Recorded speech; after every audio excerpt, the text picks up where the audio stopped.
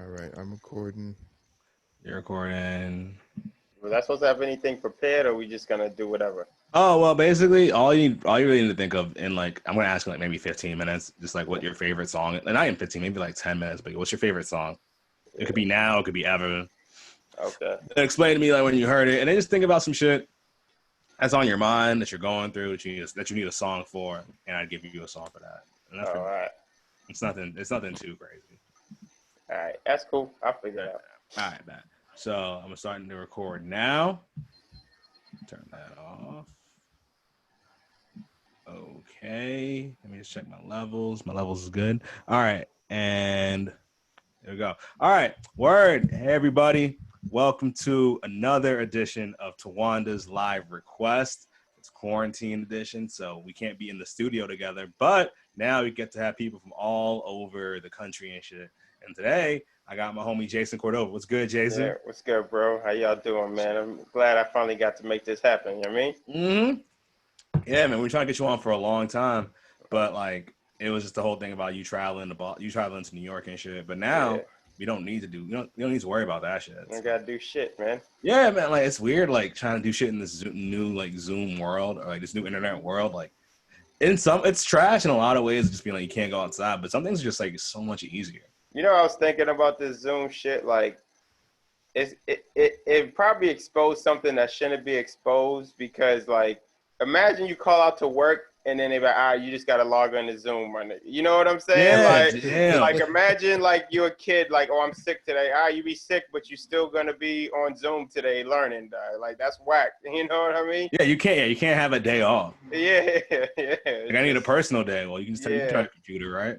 yeah. So it's just good and bad, I guess. You know, it's good Yeah, against yeah. people, but I mean, at the same time, I mean, it is what it is, I guess. Yeah, bro, it is. It's weird. Like, also just like I've been using like House Party and shit, Oh yeah, and I've been playing that shit too. yeah, I've been going on like I've had like FaceTime like dates On House Party. on House Party. Like it's like I've had those. I've had Netflix party dates where like you just watch a movie together. How's that work?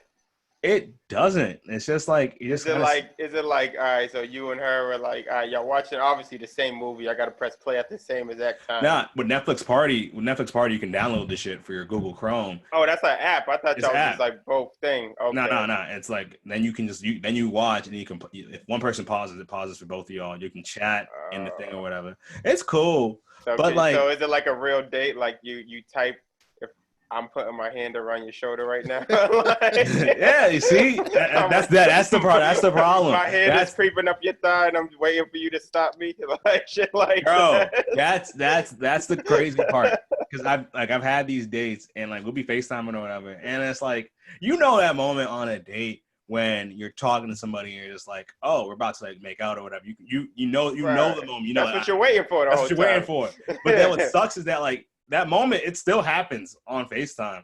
You can because like you can see it, but you're just like, I can't do shit with it. It's probably bad for a lot of people because this is like I see a lot of people like doing like this online dating and blah blah blah and all that shit.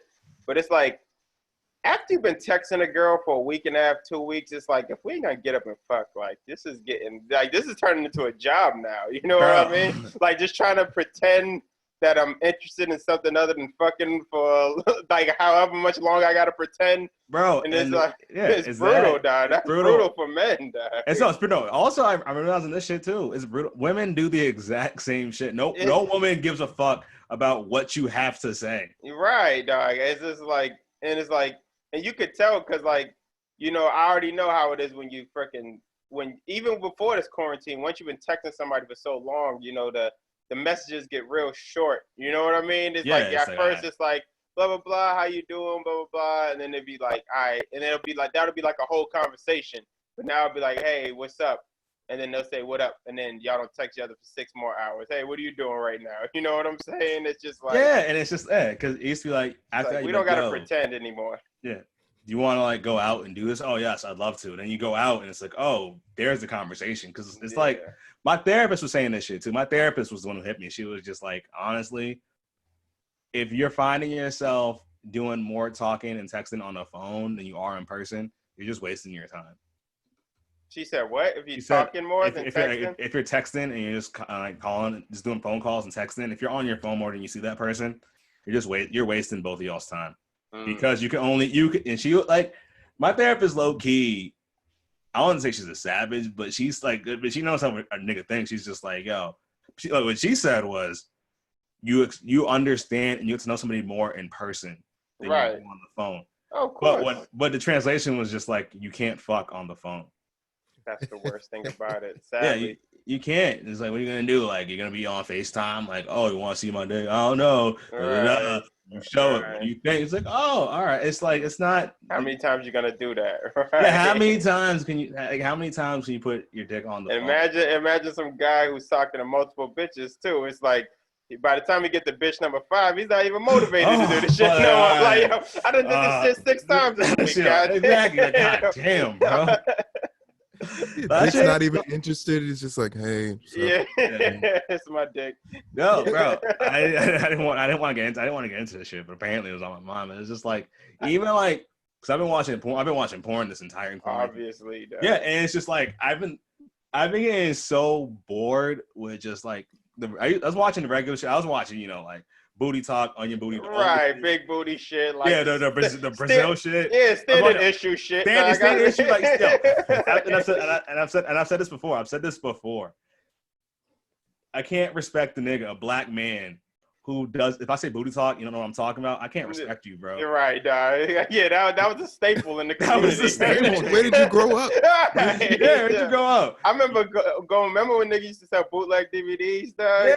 And I remember my old barber used to sell them. It was like he had a big ass backpack, like the regular part of the backpack, that was the regular, DVDs, like, Gone to 60 Seconds, fucking Pluto Nash, some stupid shit.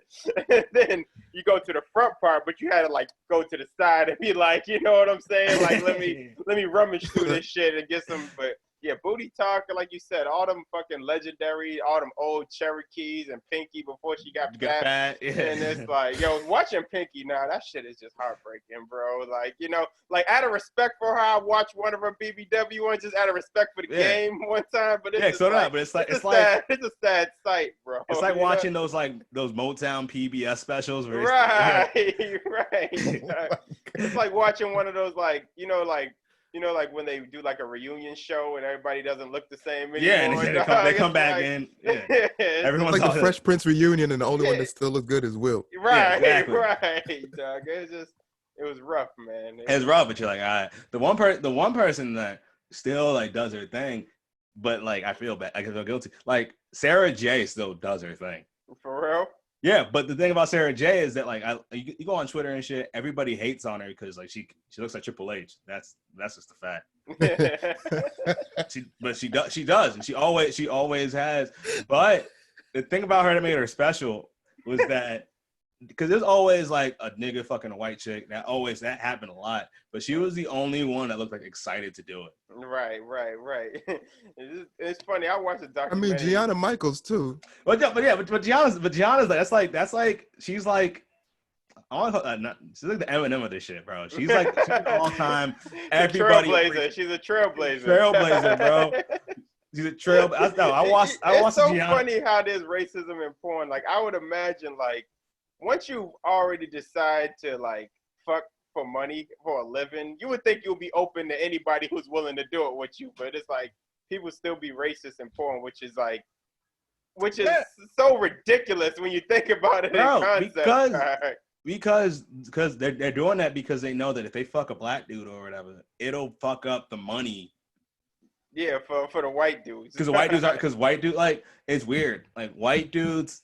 I remember I saw this shit. It was crazy. I saw what was her name? Priya Rai or whatever, the Indian porn star chick, right? She fucked a black dude. And this is how I know quarantine's gotten to me because now when I watch a video, I read the comments every single time.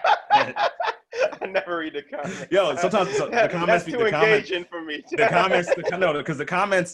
comment like you like because also like I work. That's how you know you got too much time on your hands. I got so much time on my hands. But it's also I like it to scroll down. I'm like, all right. That shit was dope. Like no, it started because I watched a video and a nigga had like it was an HD or whatever, and the nigga had tattoos and he had a tattoo of like he had 2 portraits of his kids like on his ribs. Word. That's And how I he was just like, feeling. you can't do that. You can't do that in the porn game. In a porn. So I was like, please tell me I'm not the only one who saw that shit. So I went to the comments, and somebody was like, "What's up with his tattoos?" And I was like, "Yo, thank you, bro." Now it's a community. Yeah, it's a community. It's a community, bro. That's what I'm talking about. So, but anyway, I watched this Indian chick. I went to the comments. Dog, Indian niggas were furious, bro. Word. Like, so you watch it because you watch most pornos. It's like, all right, it's like YouTube. Like they have like the likes, the dislikes. Yeah, whatever. The views for this shit had like 10 million views. It had 6,000 likes. Then it had 3,000 dislikes. And I was like, damn. Then I go to the comments, and every nigga was, all these Indians were like, that she fucked that dirty, da da da. Everyone's like, you're watching porn, bro. Yeah, you're watching a porn. You're jerking off. Like I don't know how anybody can bust Also, it. Who can be in post nut and angry at the same time? Exactly. Like, what kind of life are you living right What's wrong? You're living crazy. Right. also, there's a combination of words you can type in to get exactly what you're looking Right. for. It's so So if specific. you don't like It's this clip, you can ridiculous. type in a few more words and you'll get. Right. You're just lazy. You're Yeah. just a lazy porn watcher, dog. Exactly, bro. So like, Nothing is more specific than porn, dog. nothing is, and I learned that the hard way because I was going maybe last month I was going on like porno journeys. Like I was like, Yeah. because I was like, all right, I've been watching the same shit. I just getting bored, and I was like, all right, what else is out there? That's the word. I hate that shit when you start getting bored. Yeah, so that's Clicking with. See, the thing about me is it's like I'm an impatient nigga. So it's just like, and it's like I grew up in a different porn era, dog. So yeah. it's like, you know, like I'll go through it, you know, if after 3 pages, my nigga, I'm going to sometimes they'll be like, all right, you know, it depends on how late the night is or how drunk or whatever I am. But, you know, I got my good old faithfuls from back in the day. Like, Cherokee, nigga, I'm always, that's my go-to girl, Cherokee. Like, that's my old, like, if all else fails, I'll go watch a classic. You know what I mean? I can watch it. The Jada Fires of the games. You know what I'm saying? But Exactly. It's like, yeah. But then they got like a couple, like, there's some Spanish. I don't know if she's Spanish, like Sophia something Castello. Yeah, exactly. I know. She got some shit going on with her. her. She's the goat. She got potential. She's going places. Yeah, I see it. Yeah, bro. I used to be that. Now she's my go-to too. But then it was like I was watching shit, like, because after a while I was watching it and I would be watching the videos and I'd be like, all right, this happens when you're having sex a lot. You look at it, you're like, oh, the sex in porn just seems off. Yeah. You're like, something like at first I was like, I don't know what's going on. This isn't the sex I'm having in person. Right. Something's wrong here. Remember but then I got watched. You know, I'm listening. Say what you're saying, and I'll say what I'm saying. Like, because you're watching the shit, and he's just like, and the dude's just like slamming the shit, right? Yeah. Right. And I'm like, all right, knowing what I know, that can't feel good for either of them. That's mad abs involved with that shit. Exactly, mad abs. Just like, and also you're looking at it's like you're looking, and it's just like it just. And you be like, yo, she mad dry right now. Yeah, right. You know, it'd be mad funny though. Like when you be fucking and like when you have them wild sessions, and it always happens spontaneous when y'all are both just acting crazy and being ridiculous. But nothing will really show you out of shape more than having a wild sex session you ain't ready for, dog. Like you ever lost your breath, dog? But you had to you had to act like you wasn't losing your breath and shit like that, bro. Oh, you fuck with too good. Hold on. Hold on. Or a chick will ask you to do some move you ain't done in a minute. Like, pick me up. You're like, damn, I ain't picked a bitch up in a while. I haven't done in a minute. I got a Charlie horse right now. I remember there's one. That's why I respect the out of shape porn stars. Oh yeah. They clock in every day Going hard, and just resting their belly button on somebody's back. Yeah, all right. Woo. But the point I was gonna make was I started watching weird shit. Like I started watching I was like, all right, let me just because something was missing. I was like, every chick I'm watching looks bored as hell. This isn't right. This is, I can't enjoy this. Did you type in excited porn stars? Yeah, I did. Enthusiasm. I go with enthusiasm. I was like, go enthusiasm. That's a whole section. That said enthusiasm, passion. You know what I mean? And tell me why. I found a video. And I already feel bad for people who listen to this podcast because it's like, what's going on in this episode? It's supposed to be about music. But I watched a video of a chick getting peed on, and I was like, yeah, nigga. I was just like, bro. R. Kelly went into the wrong industry, though. Yo, bro, I was watching this shit, and first of all, it's not what I thought it was. Because every time I heard shit getting peed on, I was always like, it's gross. It's like, you pee, it's mad yellow, it's fucking disgusting. But it's like, no, these niggas are drinking mad water. It's crystal clear. Yeah. It's also like you can't. That's the big part. The most important part about porn. You can't smell it. You can't smell it. So you're not experiencing it the same way. I'm not. So I'm just an observer. And I remember the shit got peed on, and the twinkle in her eye, I was just like, "She's serious. She's having the time of her life." But I be wondering that about porn stars. Like, do porn stars gear towards the type of sex that they like? You know what I'm saying? No, I don't think so. I'm saying I think it would be easier to pull it off if you was. You know what I'm saying? I think it would be easier, but it's just like, but I feel like most porn stars, I think most sex workers, to be honest, they probably like regular, they're not regular, but they just like, traditional sex. Like, they're cool with that shit. But they know they make more money here. Like there's a bunch of dudes, there's a bunch of straight dudes that make gay porn. Yeah, I heard about that before. Yeah. And it's like an MTV shit, one of those MTV shows. Yeah, True Light, like True Light. Yeah. It was one of those. But it's like, they say they don't enjoy the shit, but they know that's the thing about sex work and shit. It's not about fucking for the sake of it's just. Well, you have to recondition your mind. It's like being a pimp, you know what I'm saying? You gotta recondition your mind to make things okay that you usually probably wouldn't in regular life think are okay. You know what I'm saying? Yeah, I feel that, but it's like, so I think they don't enjoy the shit that they do. But then when you find something because it's like they can't be like, oh, I want to do this video where I have sex with this guy that I like, and we look into this. Like, you ever watch Zach and Mary make a porno? Yeah, that movie's funny. Yeah. You remember that part where it's like Zach and Mary finally they had sex and they're just it was all passionate and shit. It was all passionate. And they're like, it's like no one's buying that. Yeah. Nobody wants to see that. Nobody wants to see that shit. Nobody wants to see that. Mad emotional camera. Yeah, mad emotion. Like no one's gonna watch that shit. It's gonna get like 10,000 views, bro. At the most. At the most. But yeah. So I was watching girls get peed on for a while. Then like, but what fucked up was I was watching it, and then I realized like with X videos and shit, if you watch a video, they're like, oh, you must like this and she like this. Like yo, that's real arrogant in the porn community. Arrogant. You can't recommend. The reason that there's a search bar is because I don't need recommendations. I need you to know my history.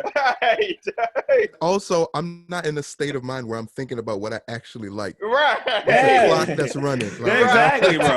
Right. I'm just taking it's supermarket sweep at that point. Just filling the cart up. Exactly. I'm just trying to see what's out there.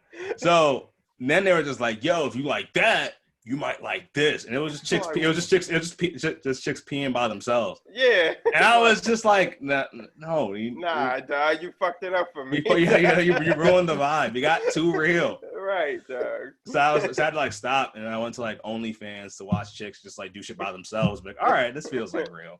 You got to pay for them shits, them OnlyFans. Yeah. How much them shits cost? Okay, you remember Miss Twerk's son? I remember that name, yeah. Yeah, she got one that was like $25. For what, a month? What?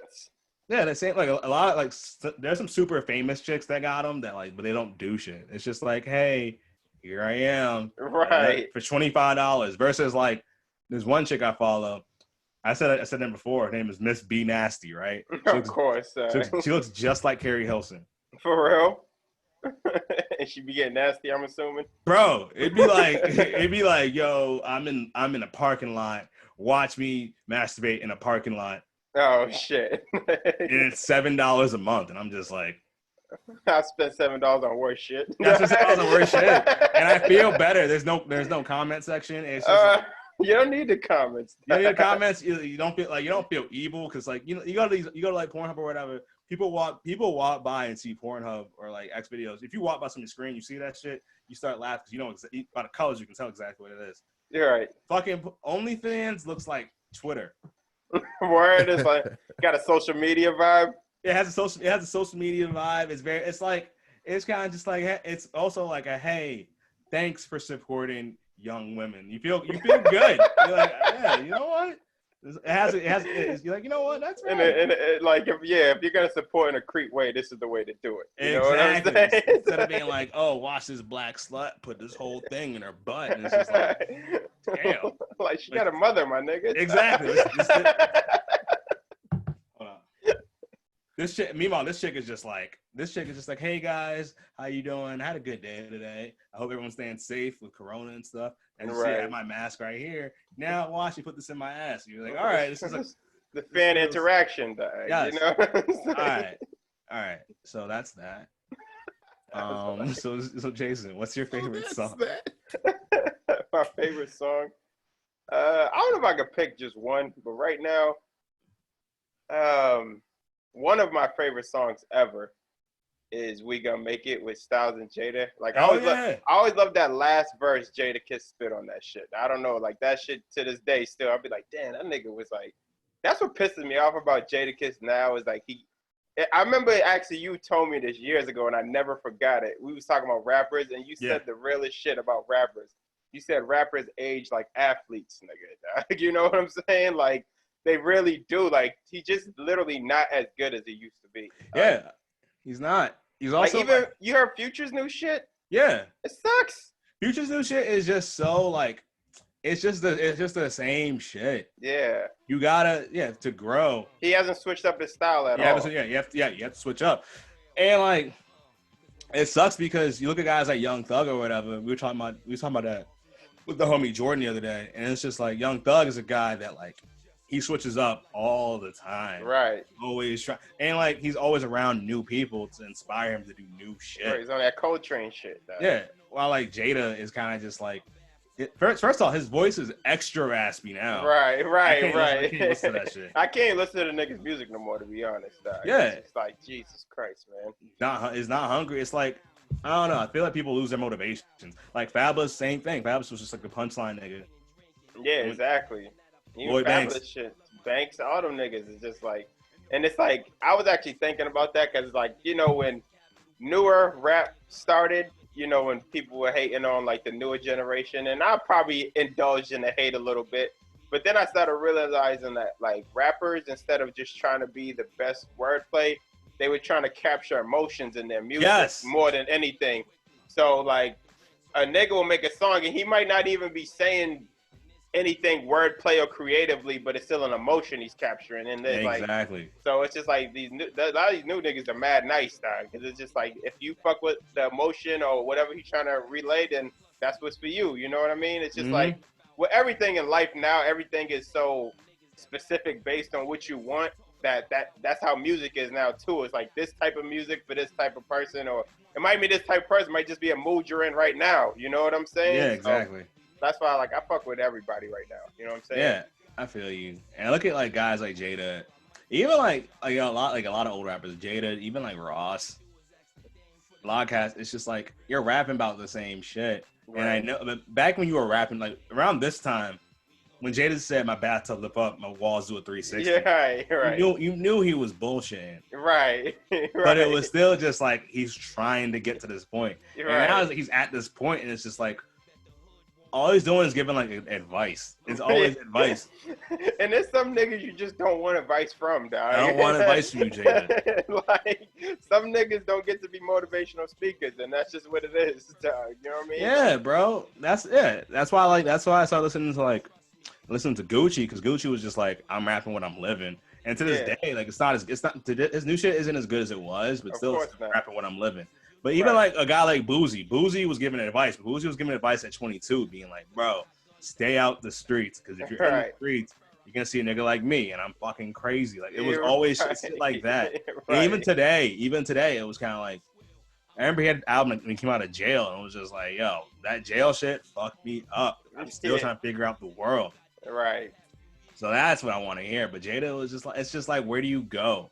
Where's the growth? That's what it is. It's like, what I think a lot of musicians don't appreciate is that when you listen to an artist, when you take your time, even if you got it for free. You streamed the music. You still took the time to listen to whatever your art you created, dog. Yeah. And you're invested in this person to a certain extent. And especially if somebody you listen to consistently, it's like, yo, people want to see you grow up. It's like your friends that are still doing the same shit before. Like, you want them to do better, but it's like, you don't want to do better. I can't fuck with you no more. Exactly. You You want to do some new shit. Like out here, Jadakiss rapping about being in the hood. I'm like, bro, why are you still in the hood, dog? Why are you selling crack still, dog? Like, if you're still selling crack, that you made some terrible mistakes in your life, bro. Yeah, or just rap better. Right. You can that's why I like Jay-Z and shit, because it was like when he first came out, he was rapping about a certain thing, and he got better at rapping. And now, like, then he had 444, where it's like he was rapping about all new different shit. Completely he wasn't different. lyrically. He's not lyrically better than he was in '98. Right. He's not like, even. Not even. It's the same, but he's just like he learned how to adapt and change and cultivate. Like, all right, I'm gonna talk about this shit instead. Well, even like, yeah. Go on. My bad, not to cut you off. But even like when you say like a Kiss or like a Fab or like all of them is like the thing I never understood about all of them, like that rap. Like I still enjoy their music to a certain extent. But the things I never understood about them is like they were so committed to a style, they were scared to change. But it's like, yo, even at your best, your style didn't even get you where you wanted to be. So why wouldn't you be subject to change? Because like Fab at his peak still never was where Fab should have been. Like, you know what I'm saying? Yeah, exactly. He was stuck. Even Jadakiss, when he was one of the best lyricists out, he still wasn't one of the best rappers, dog. You know what I'm saying? Yeah. Like, he was never one of the biggest rappers, dog. You know what I mean? It was like, oh, Jadakiss, I fuck with Jadakiss, he's underrated, blah, blah, blah. Right. Blah. But how many times you gonna say that before it's like, all right, just an underrated nigga, dog. What's crazy though about with the Locks D Block niggas is that Sheek Louch made the best albums out of all. Yo, I always say that shit too. Walk With Me was fire. Yeah. I was like, wait, what? Walk With Me and After Taxes was fire. He consistently made good. He wasn't the best rapper, right? By any means. Like, he wasn't a Jada, he wasn't a Styles, but he understood how to make music like that. Right. Actually, like, that ages well. Like, I listened to Walk With Me. Listen to Walk With Me 2 weeks ago. Right. And I was like, this shit still holds up. Right. But I don't know, man. I don't get rappers, dog. It's just like, man, if shit ain't working, you might as well change something up, dog. You know what I mean? I think it's hard, bro. It's like, it's also like, because I think also with rappers and shit, like, I just finished 50 Cent's new book, right? I wanted to read that. I was gonna buy it. But it's good. It's good, but you can tell. Like, you ever read 48 Laws of Power? Of course. I got that shit in it. And I got 50's 50th Law, too. Basically, he writes a lot like that. He writes like Robert Greene, where it's just like, here's an anecdote, then here's what I learned from it. And it's like, all right, it follows that same formula every single time. Mm-hmm. And it's good. He drops some jewels and shit, which I like. But it's also just like, he's still not being vulnerable enough for me to truly accept his advice. Yeah, like, I know what you mean. Yeah, like, he talks about like, I was like, he teeters on it like, me and my son, it's fucked up. I kind of fucked up here, and I fucked up in a couple places, but he doesn't say how he fucked up. Yeah, well, 50 Cent, if you just looking at him, he just always he can't never be in a situation where he doesn't look like he's the one that benefited from it. Yeah, you know what I'm saying? He can't be like, yo, I took a straight L. I was a terrible father to my kid. Like, you know what I'm saying? If he would have said that, I'd be like, damn, my nigga, like, that's a real honest thing to say. You know what I mean? That's what I'm saying. Like, even like there's a chapter about learning how to accept you. He's like, every chapter is just like, all right, here's a story of some shit that I went through. Like, when this happened, like, an L was thrust upon me, and this is how I bounced back. Then it gets to like the chapter where he's just like, okay, let's talk about how to celebrate your L's, how to learn from your L's and shit. And in that chapter, it's the shortest chapter. All he does is talk about Floyd Mayweather. Word. It's like, talk about yourself. Like, he has a chapter where he talks about him and his son, and he says his side of it. When you hear his side, you're like, all right, that makes some sense. But it's still like, you're not. He's close to figuring out the issue, but he's still like, he's teetering on that. Yeah, shit. he's still growing as a person, dog. You know what exactly. I mean? Is And he's probably caught in between understanding something in his persona at the same time. Because even 50, as much as he's grew up since we've seen him, he's still gangster about everything a little bit, dog. Yes. You know what I'm saying? Like everything he do still has an element of gangster to it, dog. Yeah, you know what it I does. Mean? It does. And what makes it great too is actually you made a good point that actually makes the book better. Is that yes, the thing about what you're trying to get from him is that like he is still growing as a person, right? And at no point he was just like, look, I was at the top of the rap game. Then I had an album that didn't sell that well, and I knew I had to do something. So I had to figure out how to move into the next thing. That's why I went to Stars. I signed a deal with Stars that wasn't worth a lot, and I promoted Power like it was nothing. And then next thing you know, Power is pop. Like it was like on one end, it was very much like, yeah, your ego's crazy, but at the same time, it was just like, bro, he's like, you can't on paper, you can't deny what he's done. Oh yeah, that's not even a question, dog. Yeah, so it's like the fact. So seeing what he's done, the fact that he even wants to like kind of self-reflect a little bit, speaks volumes. Right, and it's like 50. He's done so much shit outside of music that people who was born in the last 12 years might not even know 50 was a rapper, dog. You know what I'm saying? No, but they know who he is. Yeah, exactly. So same thing with Shaq. Like Shaq retired way back. I mean, niggas know, everyone knows who Shaq is. Right, he's selling icy hot patches and shit. in the general insurance, I don't know about that move. What he says is that the first insurance he had was General. Oh, word. So he had a soft spot for them shits. Yeah, but at the same time, that's awful and shit. That's awful insurance. Terrible. That's not insurance. That's just like you want to drive and you want to drive, get this insurance. It's not like if somebody. Your car can permission legally, slip. Right. Yeah, that's all it is. Yeah, I remember back when I was working at a Best Buy when I was like 20, I think 21, 22. Yeah. And I was helping this dude trying to buy a computer. And I told him how like you should get the Best Buy like the coverage plan. Yeah. And I said it's like car insurance for your laptop. And this white man, this tiny white dude looked at me and was just like, son, do you know what car insurance is for? And I was like, it's for like, you know, like you get into an accident. No, he said, no, car insurance is for if somebody gets in an accident and somebody dies. For real? Yes, if somebody dies in a car accident, somebody has to cover it. Somebody has to cover stuff. So that's why you have it. Yeah. So it is not the same. And he looked at me. He was dead ass serious. Mm-hmm. And I was just like, oh shit. And I could tell the way he said it. Like that's happened. He's seen that before. And I was like, yeah. That was like, and I don't know where that old white man. He might be dead, but that old white dude. I appreciate the lesson that he gave me right there. I got some game from a couple of white dudes in my life. Yeah, shout out to old white niggas can give you game. Right, dog. Yeah, game could come from anywhere, dog. You know what I'm saying? Yeah, just like that.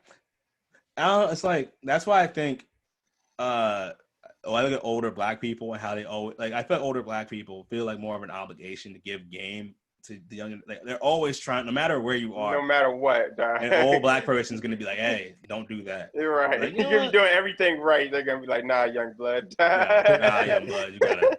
You got to straighten up a little bit. Yeah. Straighten up. And it's like shit. You're right. Thank you. But like, I don't know if white people do that for each other at all.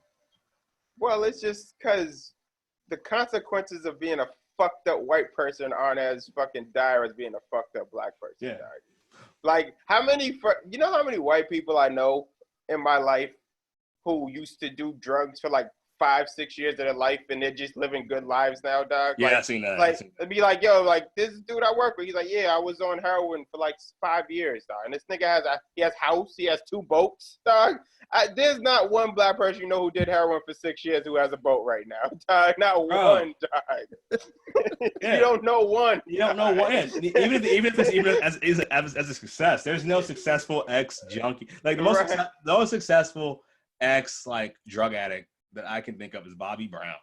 I mean, right. It's just like, and he's still like kind of fucked up. But it's like, yeah, it's just like I'm talking about just like a regular guy, though. You know what I'm saying? Like it's just like black people, like you make like two real bad decisions in your life, and it's more than likely your life will not go back to the right trajectory after Bro, yeah, that. exactly. Right. Yeah, I was watching this dude. Like, there's a dude I've been watching on YouTube. He recaps hood movies and stuff. I'm gonna send it to you because he's fucking great. But he made a point that really stuck with me because he's watching Juice, Right. and he was like, "Yeah, this is a really bad. To rob that store is just dumb. It's a bad decision." But teenagers make bad decisions all the fucking time. It's just that in the hood, a bad decision can ruin your life. Real One quick. bad decision, real quick. Like they were like, we're gonna rob a liquor store. Like at 14, they were like 16, 17 in that movie. Right.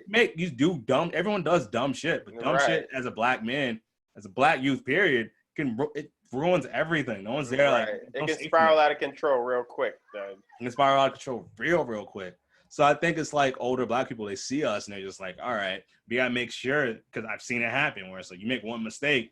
We all know at least one nigga. Everyone knows a story about one dude who like was gonna make it to the league or some shit, fucked up his knee, and that was it. Or one nigga who was on the straight and narrow. Then one day he smoked one thing, right, and it fucked him up. It made him crazy. Like that happened. I was watching some movie on Netflix the other day. It got that. It was kind of popular for like a week. The dude that plays the RZA in the Wu-Tang movie. Oh, you watched that shit? I couldn't get through that. The movie it was all right at best. I mean, but he said one thing in the movie that was like kind of fucking struck a chord in me. He said, he's like, I don't know if he's talking about slavery, but he said, yo, black people, like, it's just because we're so fucked up as a people that the only thing we could teach each other is how to survive, but it's hard for us to teach each other how to live. You know what I'm saying? Yeah.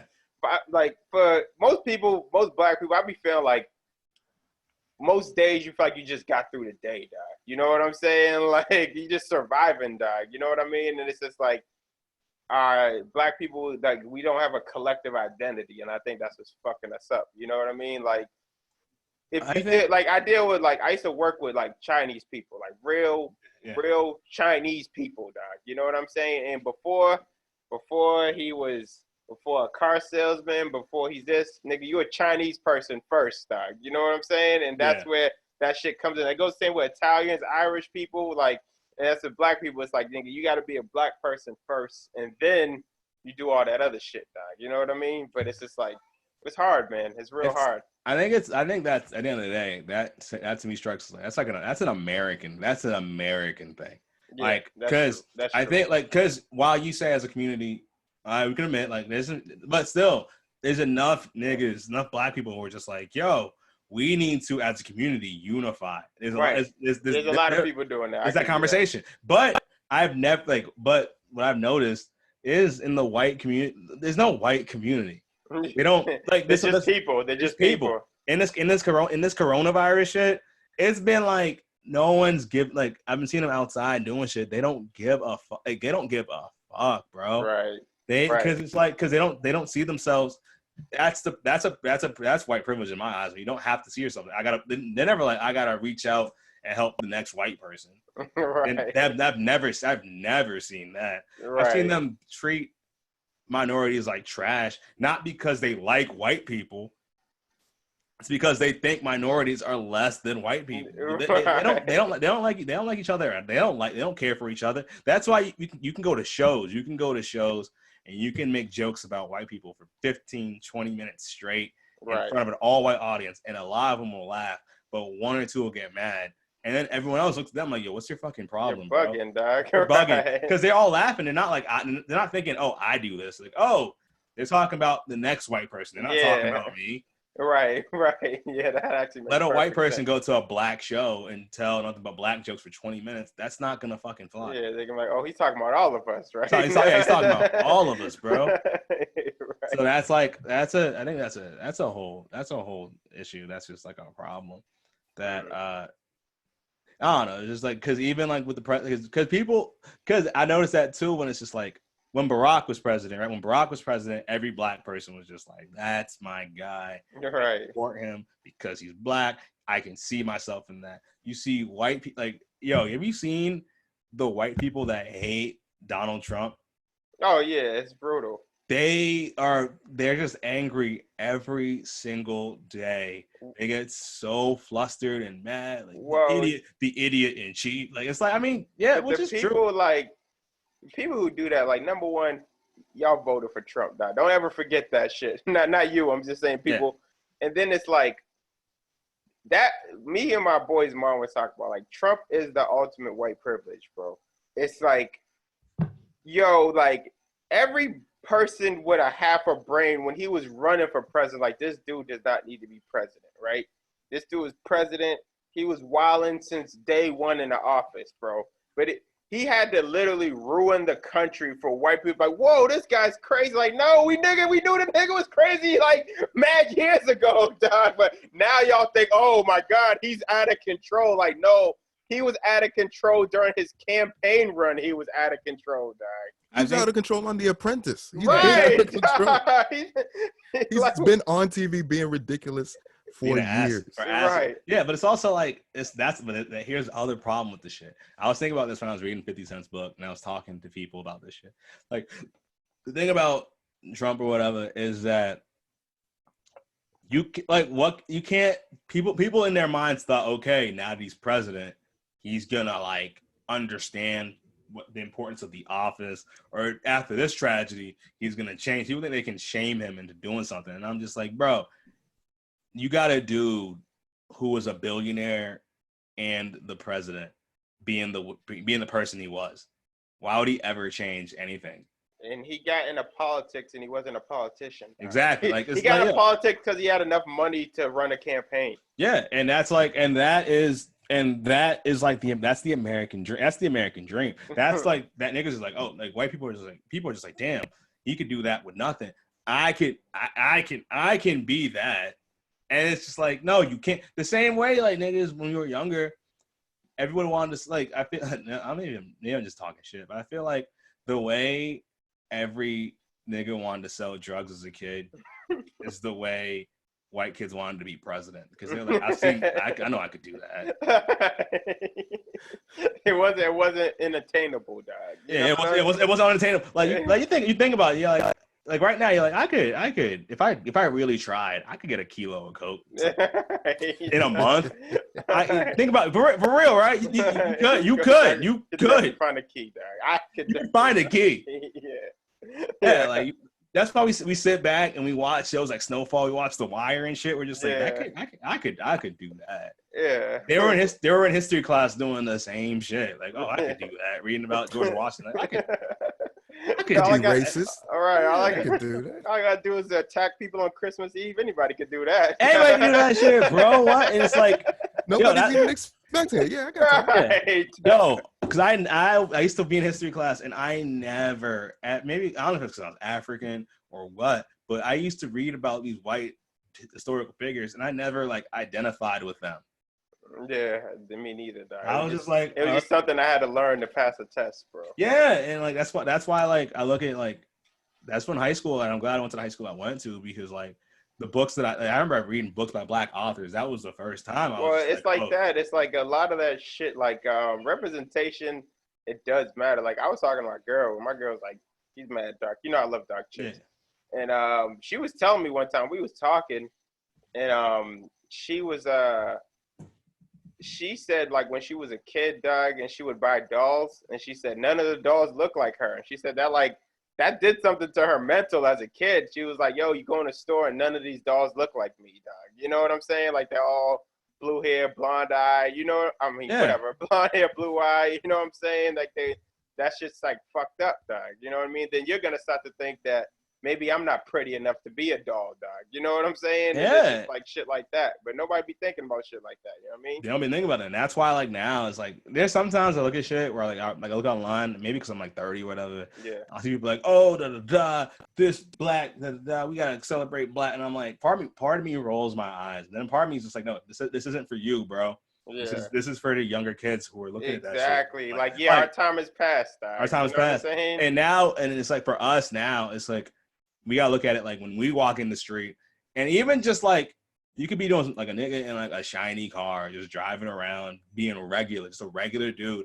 There is a young black youth looking at you, being like, "I ain't know you could do that." Right, exactly. Like, I remember when I was a kid, I went to Cape Canaveral with my parents, and there's a high school group of kids, a group of high school kids got off a bus, and a black kid like waved at me, right? And I kind of looked back, and my mom was like, "No, when he waves, you got to wave back because he's trying to he's trying to show you solidarity. He's trying to show you that like he's trying to show you like, yo, we're here, we're out here. You can do. Right. We're supposed to be here." It's like when you go into like any kind of social circle, like you go to a party, you go to a get together.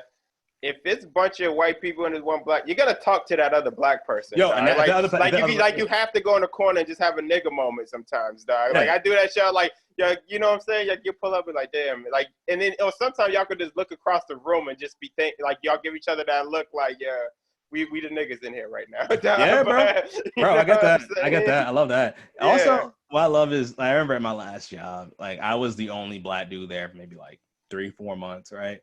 And I acted one way, and they were just like, "Oh, it's just Tawanda. He's so friendly. He's so nice." Like, yeah, Nick, you were at my old job. They thought they loved me because they thought of who I was. Right. And then talking, my homie started, and the day he started, I remember I walked up to him, and they tried not to look, but they were all looking. I walked up to him, I was like, "What's your favorite movie?" He said, "Paid in Full." I was like, "How you feel about Kanye?" He's like, "I mean, like, that's it." And I dapped him up. I was like, "You're my nigga now." That's it. And then over the next few months, they all saw like, you don't talk the same, you don't move the same. Right. Like, you're not, because now I'm comfortable. I'm in the back talking shit with him, just laughing, just talk, and I was like, "What are you talking?" And I'm like, "Yeah." Like, this ain't for you, dog. This ain't for you, but it's just that just ain't for you, dog. Yeah. And that's what it is with some people. Like, it's just like there's a million things that they tell black people this ain't for you. This neighborhood, they don't let you go in and say it ain't for you. But a couple of niggas go in the corner and have a conversation about belly, and everybody wants to be like, why y'all over there talking about belly? Like, fuck you, nigga. Yeah, I've watched Belly at least like 100 times. I watched Belly last week. DMX's bitch in that is so bad. Yeah, that's a chick from a Bronx tale. Yeah, she's so bad. Also, did you know Sean Paul's in Belly? Yeah, he's doing a concert and shit. Yeah, exactly. I peeped that last week. It's also like it's so bad, but it's so good. It was a good bad movie, dog. Like Nas and DMX, you watch them talk. They're not like they don't have friend chemistry together. That's my best friend, and they just like it sounds like they have beef the whole time when they're in the car and shit, just talking. Yeah. It's just one of them abusive relationships. It's just tense. It's not like there's no like, oh shit, that's my man. It's just like they don't like each other. Right, dog. Also, I've never seen Nas and DMX chill in like real life. No, I'm 100% sure they don't chill. Yeah, exactly. Because I watched State Property the other day too. I watched that shit. I watched that a couple months ago. It was on TV randomly. Yo, first of all, Beanie Siegel is. Why would you want to hang out? Why would you want to hang out with him? That's not a guy you want to hang. He's one of them niggas that's too aggressive, dog. He was so aggressive, like, bro. Dog, like, why are you this aggressive all the time, dog? Like, that's a nigga. It's like, yo, I don't even feel safe right now. I feel safe. Like, that's why I don't understand why, like, nobody in the room was like, why don't we all just leave right now? Why we just not fuck with him? Why we just here taking his abuse? Exactly, like because the script says so. It's like he shot the dude through the hand for being mad that they were talking shit about him for months. You just like literally an animal. Dog. He's just a bully. He's just a whole bully. Like, why you don't need but this? That's who he is because every movie he plays that, dog. Yeah. Like, he's just a bully, dog. And you ever seen when he was what the fuck was that the fucking the Up in Smoke? You ever watch the Up in Smoke? What's called? No, I watched. No, not Up in Smoke. It's Backstage. Backstage. Did you ever see when they were like on tour and he was just fighting niggas? The look on his face. He's a psycho. Yeah. Like, you see him like lurking, just watching, like a little smile. Then he goes in and just grabs the dude off the bus. Like, nigga, you're on him in the stomach. That's your money, friend.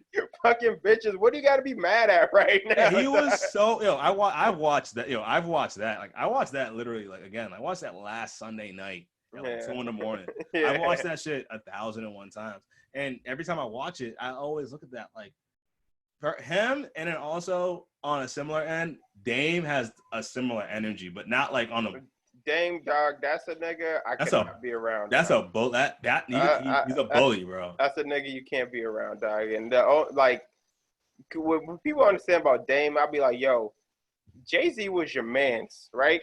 And it's one thing for you and your mans to go in different directions, but Jay-Z don't even fuck with you a little bit right now. Y'all came up together. That's how much Jay-Z don't fuck with you. So that says a lot about you, my nigga. I think it was because like I don't think Jay ever really liked Dame. Yeah, he was just about money. He knew he could get ahead with Dame. Yeah. You know what I mean? Yeah, it hit me the other day because I think this is what sparked me watching that again and watching it different was I was just thinking about shit and I was just like, you know, a lot of people I think like me probably don't.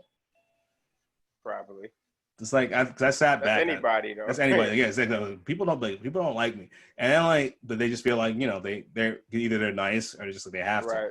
But then you watch backstage, and a lot of people there they don't like Dame. Like it wasn't even a secret. Like Kevin Lyles, Kevin Childs, or whatever. It was Kevin Lyles. He rashed on him. He rashed on them. Afterwards, they're talking shit back and forth.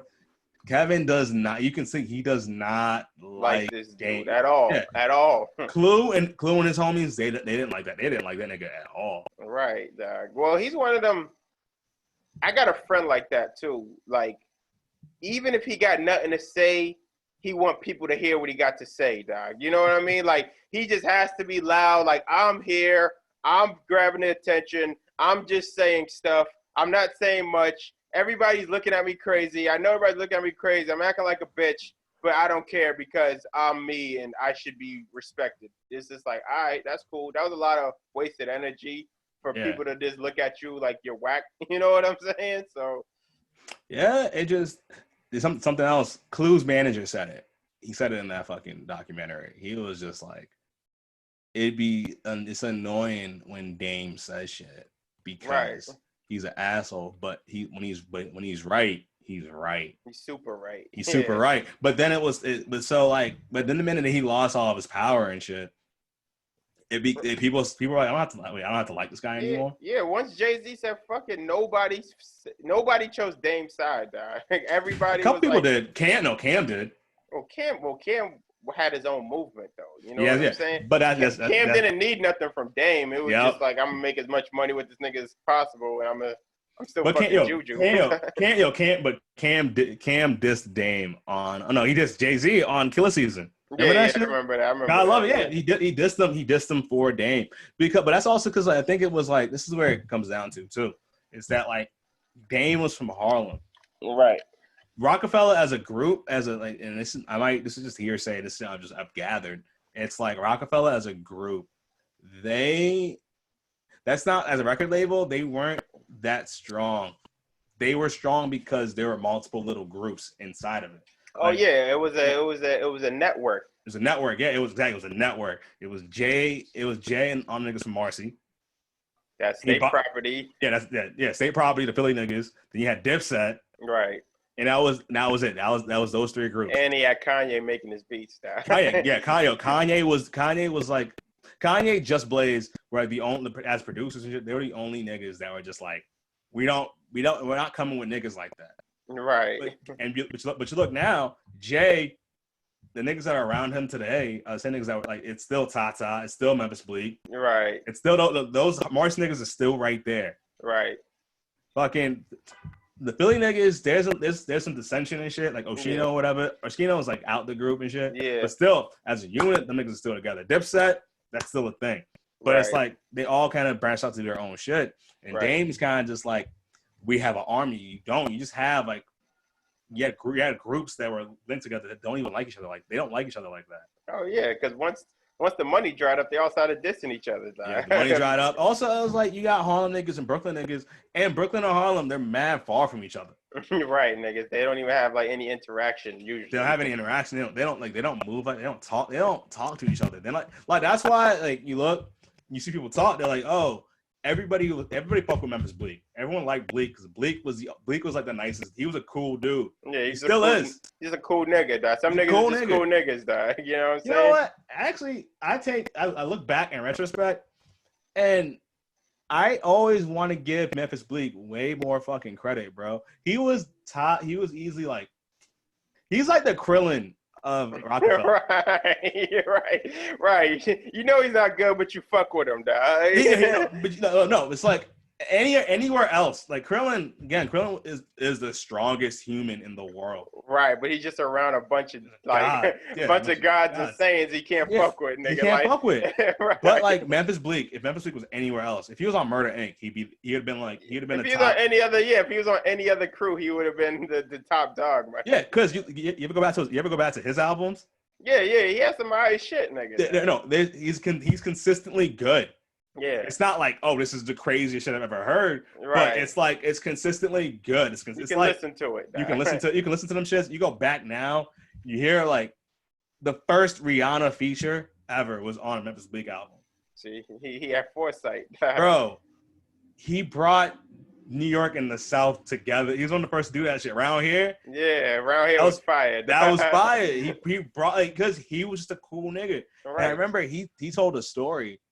He told a story on Drink Champs where he was talking about being on a plane with Dame, and Dame was riffing and shit, was arguing, and Matt was just like, "Yo, niggas don't even like you, bro." Right. I think I heard that shit too. Yeah. But like, yeah, but you look at him now, and like everybody, no one has a bad thing to say about Memphis Bleak. Right. Nobody like fuck Bleak, dog. No one's like, yo, Jay still fuck with him, Dame still fuck with him. Everybody across the board fucks with Bleak. Right. Well, when niggas are just cool when they humble, dog, like we said, like with Dame, when he told niggas that, he knew it was coming from a cool, humble nigga. Yo, now, if some angry nigga would have been like, yo, niggas don't even fuck with you, Dame, that would have been another argument, my nigga. That would have been but it was Bleak, and Bleak just like, now Bleak is the funniest nigga. That's my favorite kind of Brooklyn nigga, because he's just like, he's cool, but he won't be cool with niggas that have beef with you, but he'll tell you like, yo, them niggas over there, like, I don't know, bro. But it's that real New York way of talking. Like, I'm just saying, like, you shot at them, they shot at you. Like, you're right. They're supposed to do. Yeah. He's the voice of reason, dog. He's always the voice of reason, bro. Yeah, dog. You need niggas like that. Yo, you know what else? You know who actually got a Bleak ass? Yo, you ever watch that podcast, All the Smoke? Yeah. You watched the one with Draymond Green? Nah. Dog. Draymond Green is that nigga, dog. I can't fuck with him. You gotta. I can't fuck with him. You watch all the Smoke, nigga. Yo, that nigga is a real nigga, dog. Draymond Green is a real nigga, dog. Draymond Green. You watch all the Smoke. You watch all the Smoke, dog. You look at that nigga in another light, bro. Bro, after what he said about Paul Pierce, and he was right. Paul Pierce, I think like he was at the foul line, and like this was his last year, right? And Paul Pierce, his biggest problem is that he wants to be beloved. He wants the same love that D Wade or LeBron gets. Right. But it's like, no. But he wasn't as good as them. He was, but I mean, don't get me wrong, he was good. He was a beast. He was good. He would get that love in Boston. Boston, dog, right? Like that shit don't go everywhere else. It shit don't go everywhere else. But like he's walking around. Like remember the whole season he was just like, they're doing my jersey. Like he was just like, I'm on this. He's like, I don't know, I'm not getting the same love. This is my last season. I've done this, I've done that for the game. I'm as good as this person and that person. And Draymond was just like, nobody's gonna miss you, bro. You're not D Wade. Like at the foul line, you're not D Wade, bro. No one likes you like that. Yeah, but that's for some niggas. I mean, he was right. Paul Pierce he's kind of I love Paul Pierce, nigga. I'm from Boston, my nigga. But Paul Pierce is like you said, he's not a LeBron, he's not a Wade, he's not a once in a lifetime player, dog. You know what I'm saying? He's a beast, though. He's a beast. He has a way unorthodox style. I don't know how it worked, but it worked, dog. Yo, somebody put his numbers up next to like Tracy McGrady, I think. And it was like they were like almost equal. And Tracy McGrady didn't play his whole career, dog. Yeah. But still, it was like, but no, I know it wasn't T-Mac. It wasn't T-Mac. Who was it? Paul Pierce, like, because he had a bunch of, because look at his career. He had a bunch of great moments, dog. He was an all-star game a bunch of times. Yeah. He's won a ring. Yeah. He won a 3-point contest. Right. He like his averages are pretty. His averages are great. Yeah, also, some great moments. He got stabbed 5 times in Boston and got better at basketball. Yeah, got better and still played. What was on that knife? Yeah, talent, nigga. Exactly. Talent's in that knife, bro. But it's all But also, bro, it was like, what happened? He fucking he got stabbed, didn't ask for a trade, didn't do shit, just kind of sat back and played. When Paul Pierce shuts the fuck up, if he stops talking, people are gonna love him. Yeah, he was hating on LeBron the other day, dog. I was like, yeah, you way out of pocket, brother. But to his credit, I remember those playoffs. Like it was 08, it was 09. When LeBron washed them? No. Oh, when they beat him? In 08, they beat LeBron, I think twice in two back-to-back seasons. Like LeBron versus the Celtics, LeBron versus Paul. That was a big deal. Like they were going at each other. But when LeBron washed them that year? Oh, no, because he went to the Heat, and I swear, maybe this is me being a Boston homer, but I really feel like when he went to the Heat, that was partially to get past Boston. That was to get past Boston, bro. Yeah, Boston was a thing about Boston and about all Boston teams is that Boston is a cheap city. That's why they're so rich. They're cheap. They get, buy low, sell high type of shit. You know what I'm saying? So we get maybe B plus talent at the best and get the best coach. That's what Boston, all our sports teams are that. And again, every once in a while with some A plus talent will slide through, or we'll draft some dude who just ends up being way better than we thought he was going to be. But they always put their money in the best coaches and get some B-level talent, dog. Because you can win with a lot of good B-level dudes and some very, very good coaching. You can win with that. Yeah. I think, I believe that. But I just go back to LeBron being like, oh, fuck these niggas. And he went to the Heat. And I remember that game. It was the Eastern Conference Finals, Game 6, 2010. And LeBron came out, and I remember the look on. He had that beanie. His look on his face was like he was. It was that beanie Siegel look. Yeah, talking about. Like he was ready. Get down or lay down, dog. Yeah, exactly. It was state property. I was like, yo, why? I was like, why is he doing this? That shit was bad. That shit was bad. And that was when they had the big three, dog. And he watched. That's when they had the big three. And that's the big three that beat Kobe. Like was it a year or something before? It was 2 years. It was 2 years. It was 2 years before that. That's what I'm saying. It was 2 years in a row. The first year we beat LeBron. It was because what's his name? No, it was because PJ. What was his last name? The fucking Booker. What was the name? What's his name? Booker. Nah, but you're talking about it was our backup center, a backup power forward. Who was I can't think of his name, but I know what you're talking about. But he hit like a clutch jump shot, a clutch mid range that got the Cavs out the playoffs. That was the first year. Second year, we did it again. We got back to the finals the second time, and Kobe was not fucking around. He was not fucking around. Yeah, it wasn't. Yeah, then we lost. Then third year, that's when the Heat came in. Well, if we all real with ourselves, LeBron. He went to Miami, like you said. He probably did go to beat Boston because a guy like LeBron, as good as Boston was not supposed to be losing to Boston, nigga. He wasn't. But that's you know what I'm saying? He was not losing by supposed to be himself. losing to Boston. Like he's playing with just a bunch of bums, bro. Yeah, you know what I'm saying? And they wouldn't give him anybody better to work with. No, not nothing. You know what I'm saying? Yeah, they weren't giving him shit. It was just he's like, I'm struggling. I'm carrying this team by my fucking self. All 82 games too, dog. Don't forget about that. Yeah, LeBron was. Yeah, and you had Mo Williams. That was like word. Like I gotta pass it to Mo. Nigga named Mo never do nothing with their life, nigga. You ain't never met a successful Mo in your life, nigga. Niggas ain't Mo a mediocre, dog. I can't think of. I'm trying to think of one good Mo. Niggas named Mo. They don't go hard. Dog. Is there a Mo? There ain't no El Mo's out there, dog. I'm about to Google this shit. Mo. All right. Mo Sizlak, even from The Simpsons, wasn't going trash. hard. Then there's Mo's Southwest Grill.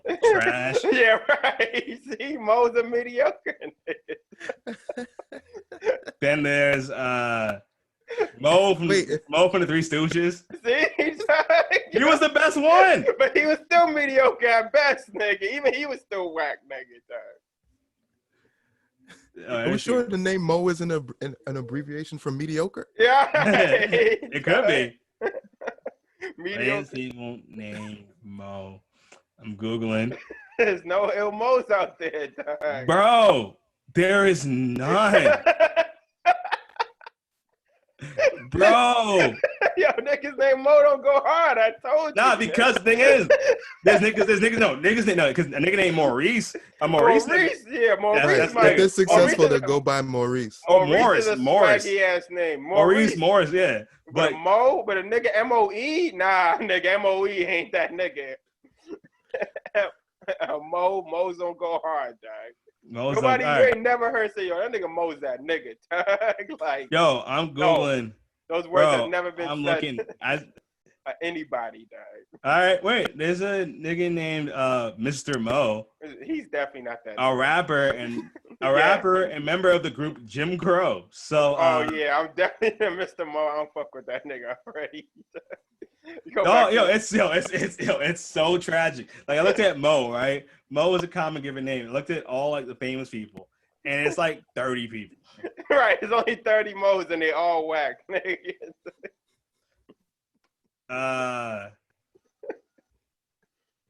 even. What the fuck? Yo, this is bad. Yo, Mo ain't ill, nigga. There's no ill Mo's, bro. Holy shit. Oh wait, no, wait. There's one ill Mo. There's only one great Mo. Who? Mo Vaughn. Oh, Mo Vaughn, he's that nigga. That's a real nigga. That's a real nigga. That's a real nigga. I will never. Yo, Mo Vaughn was that nigga. That's the last great Mo Vaughn. The nigga that played for the Red Sox. Yeah, he was that nigga. He was that nigga. Mo Vaughn was that nigga. Mo Vaughn, I'll give you Mo Vaughn, but that's one out of one. But did he spell it M-O-E? No, it was an M-O. He's an M-O. That E is deadly. The E fucks you up. You know, if I was hiring and I see a nigga name was Mo, I'd be like, nah, this ain't the bro. I don't segregate, but bro. You can't have I don't discriminate against nobody unless your name's Mo, my nigga. All right, it's like, okay, your resume looks good. I just wonder, can you change your name to like Maurice? Yeah. That nigga Mo ain't popping. Oh my god! All right, so Jason, tell me like what's something you're going through right now that you need a song for? Well, it could be anything. Yeah, like with this quarantine, it's just. I mean, I always like you already know my situation. Like my son live with me and shit. Like it's just me balancing my life and trying to be good to him at the same time. You know what I'm saying? It's just it's an experience. Like like when you live something, but at like a certain point, you're like, I figured this out. You know what I mean? Like, I never feel like I got this shit figured out, dog. You know what I mean? Yeah, I feel that. That's how I feel. Like, I never feel like I got it figured out. Like, you know what I'm saying? All right. I'm thinking about that right now. You said you don't have shit figured out. You're trying to figure this shit out because you have no choice. You have no choice. You got like, but what I think is that like, in figuring it out, you got to realize that you're never going to figure shit out. You're just going to do the best you can. Yeah. But but the thing about me too is that because like, all the wild shit I can't tell you on this podcast that I told you about myself, shit. Like, I just have iron will now though. Like, you know what I'm saying? Like I got, people call it arrogance. Like I got supreme confidence in myself, dog. You know what I'm saying, dog? So it's just, I still don't have shit figured out all the way though. You know what I'm saying? I get that. Shit. I'm trying to figure out what to recommend because based off what we talked about we gonna make it, and just like the idea of just like just like perseverance and iron will. I think what it is too is just like you're in your 30s now, right? Mm-hmm. I've been thinking about this a lot lately, where it's just like I had this thought last night where I was like, I was worried about the future. I didn't know what was going to happen. Right. And when I was younger, I used to be super anxious, like all the time. I'm still anxious today, but like when I was younger, it was bad. It was like crippling. I'd just be sitting there freaked out like 3 a.m. And now when I'm freaking out like that, I kind of sit back and I kind of realize that no matter what happens, I can handle it. Right. Like I've handled a lot. Like, and that's when experience comes in. And experience comes in, you're kind of just like, no matter what's going on in my life, I will always be able to like handle. Because I've had worse shit happen. I've had shit happen a lot. It's funny that you say that. Like I was almost thinking that shit to myself. I think it was like yesterday or the day before. Like I was just like I just like had like one of them. It wasn't planned or nothing. I just had like a reflective moment, and I was like, yo, I've been through a lot of shit, man, and I'm still here, dog. You feel me, dog? And it's just like sometimes you got to sit there and like just even pat yourself on the back, like, yo, you right out here. You know what I'm saying? Yeah, you have to. Yeah, exactly. You have to remind yourself about the progress you've made. You got to remind yourself of like what you've done, because when shit happens, all you have at the end of the day is just like, yo, I put in this work. Right, exactly. And there's results to that shit that are showing, you know what I mean? Exactly. I'm trying to think, cause I have an energy in mind, but the songs I'm thinking of just aren't matching it. So I want nobody named Mo though. I ain't playing a nigga named Mo. There's no niggas named Mo. No niggas named Mo, dog. Ooh, let me think. That could be a good. Oh, I know exactly what to play. Nick, can you play "Don't Know What to Call It" by Kevin Gates? That's my nigga, dog. Cause that again, that's a wild nigga. That's a wild. Turn up a little bit. Oh, this is from 2011. This is old, I bro. just looked it up. This is Kevin Gates when it was kind of just like, I remember like when I first heard him, I heard him on like, you know, like on NPR just talking and shit. Right. Oh, he's a pretty smart dude. Right. And like he just kind of like, his whole thing was just like, you know, I'm going through this, I'm going through that. And there's a lot, like I'm trying to move forward. And there's a lot of responsibility that's about to be thrust in front of me. Like after the song came out around this time, he had 2 kids by 2 different women. Like a week apart, right? A week apart, yeah. And then you know what it is about Kevin Gates, always fucked about his music? It goes back full circle we was talking about earlier with 50. He's like the most authentically vulnerable thug, dog. You know what I'm saying? Like he'll tell you everything, but you still like this nigga would still kill you if he had to, my nigga, dog. Oh yeah. Like, this nigga, yeah, I fully believe he's killed people. Oh yeah, that's not even a question, dog. I do not think that for one second. Yo, I heard this. I remember I was in Denver for some shows and stuff. Mm-hmm. And I was talking to this couple after the show, and they're from New Orleans. They're from like that area. First of all, the girl he was with, the girl was fine for like she was fine as shit for no reason. She was stupid. Like it was like that down one of those south girls fat, that's like down south, like, you know, like she was naturally slim but had like the fattest. Dog. You got that fucking African influence. Dog, yeah, and you could tell.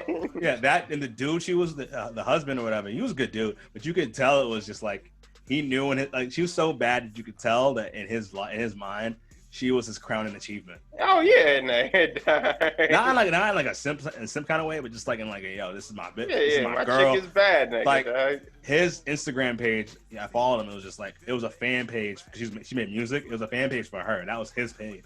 Oh yeah, he definitely was super in love with her. Yeah, super. Well, like I saw it, but anyway, we were talking, and they were just like, yeah, we're from this town in Louisiana. Kevin Gates used to go to do shows there all the time. And used to get beat up a lot. For real? Wow. Just for being around, dog? Because, like, no, niggas was just rowdy as fuck. And he would talk shit. He's like, kind of crazy. Right. Yeah, he don't give a fuck. Also, I went to the same high school as Lil Boozy. Who? They did? Kevin Gates. Oh, shit. For real? Yeah, so they're from the same place. So anytime you see Boozy act crazy, you'd be like, all right, that's just how them niggas are, dog. Yeah, also, you know Van Lathan from TMZ has a Red Pill podcast? Yeah. He went to high school with them too. For real? He went to high school with Boozy, yeah. Oh shit, that's a small world out here. It's a small world. He was like, yo, Boozy was he was that guy. Yo, my boy went to school with Stack Bundles, dog. Oh, word? Yeah, he said he was that nigga for since then. Oh, man, that was my guy. The Stack bro. Bundles was that nigga. Stack Bundles was that nigga. Stack Bundles was that nigga. R.I.P. Stack Bundles. That nigga. R.I.P. Stack Bundles. But yeah, this Kevin Gates song, bro. It's just like I'm gonna add it to my playlist. Add it to your playlist. I got a never-ending playlist that if I like a song, it's not even a mood. It's just like if I like a song, I just add it and I just fucking just listen while I drive. Like my playlist is so random when I drive, bro. It's just like it's got old shit, new shit, old doo-wop shit, like just everything, bro. You know what I'm saying? Yeah, I feel you. But like that Kevin Gates, man, I tell you, that was like he was gonna be one of my favorite rappers. But then I heard him like, what's the song called? Don't know what to call it. Okay, I got you. I'm listening though. What you say? It's like he would just say stupid shit in interviews.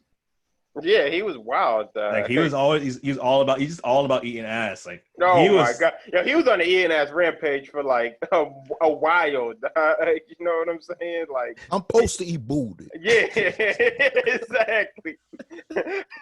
wait, keep going. I'm supposed to eat booty. My mouth is there, the booty there. I'm supposed to eat it. They supposed to weigh food, you're supposed to eat it. Not with your knife and fork. All the time.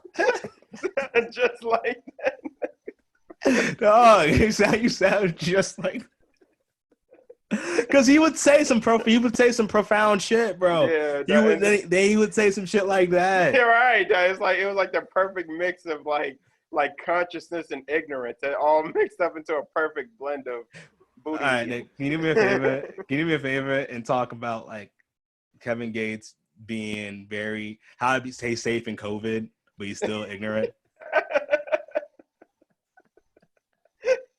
I don't know.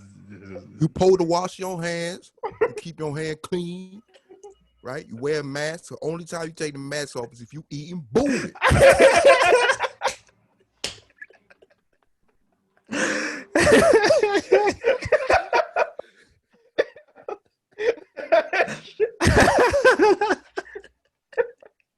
Because I saw it coming. That was fucking perfect. Oh my god. Oh man. Oh man, yo, I swear, Nick, I envy you, bro. I always wish I could do voices, my nigga. Yeah, bro. I always wish I could do voices, my nigga.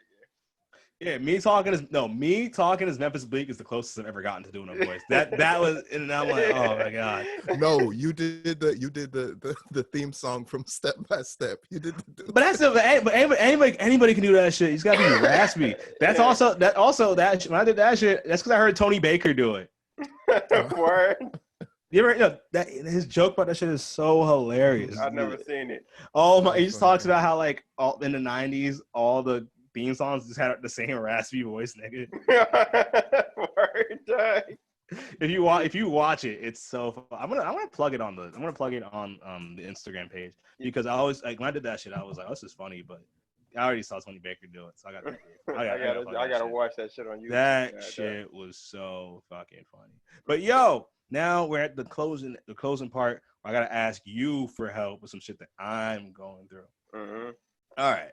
So, I'm talking about the whole dating thing, right? I was talking about that shit earlier and how, like, I don't want to go too deep into it because I don't know who's listening to this shit. Right. You don't want to incriminate nobody. I don't want to incriminate nobody. I also don't want, like, a girl to be like, oh, you said this about, but no. But basically, you know, everyone knows I'm a single dude, right? I'm a single dude. And, I just at the beginning of this quarantine shit, my ex passed away. Right, she passed because of cancer shit. Oh shit! Sorry to hear that. Yeah, no, it's all good. We were broken up. We were broken up for a while. Yeah, I remember. We were cool. Like we were cool. Like we were cool to the point. I remember I saw her like in January, and we had a conversation, and I told her I got chlamydia back. I got chlamydia like last year, and yo. I remember it's kind of fucked up, but like because she was on the drugs and shit, she was so like. She was kind of half out of it and like her face moving slower. But when I said I got chlamydia, the way her eyes got so fucking wide. Like, oh shit, what do you like? Shit, you bugging out here. Yeah, but it was like, it was the way it was wild. Was just like that was like that's like just real. It was just real. So that was funny to me. But anyway, now I'm sitting here and I'm kind of dating, casually talking to girls and stuff like that. And I actually broke up with me and a girl that I really liked. We broke up in February because, you know, it was like she was going through some things, and I was very much like pulling back because of the whole situation with my ex.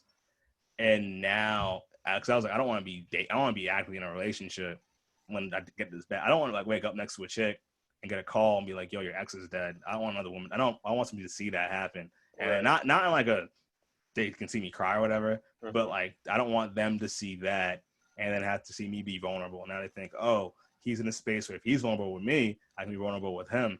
And I don't have, like, I'm still trying to, I just dealt with somebody who had cancer, so I don't know how I can be like too open and shit. But long story short, I'm just trying to figure out like, how do I go back to like actually dating again? Because it's still like that energy is there. I'm like, this person passed and I'm remembering this shit. Now I'm like, how do I go back when this is over? Just like doing the whole like just the dating shit, going back to a chick's crib.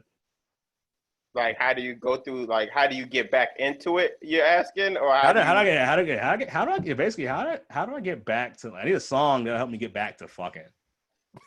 Oh, fucking and dating are two completely different. Yeah, it's two different things, but it's just like, damn, like you don't want, because I don't know if you've been through it, but I don't know if you've ever been through that, but like fucking when you think that your ex's ghost is just watching is the whole.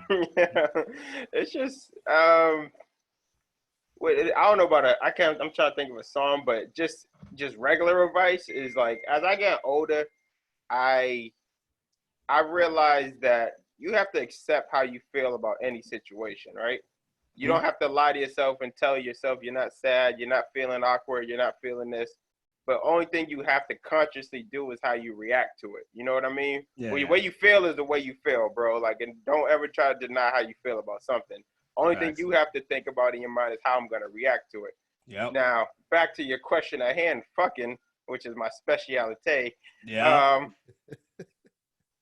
This is what you got to do, bro. I'm telling you, when you fuck, my nigga, like, especially as you get older, my nigga, like, it's not like when you fucked like when you're younger and you're thinking, oh, what my friends got to think about this? I'm not doing it. Like, I don't give a fuck, my nigga. Like, I don't give a fuck, nigga. Whatever I feel like doing, like, you got to get lost in that shit, my nigga.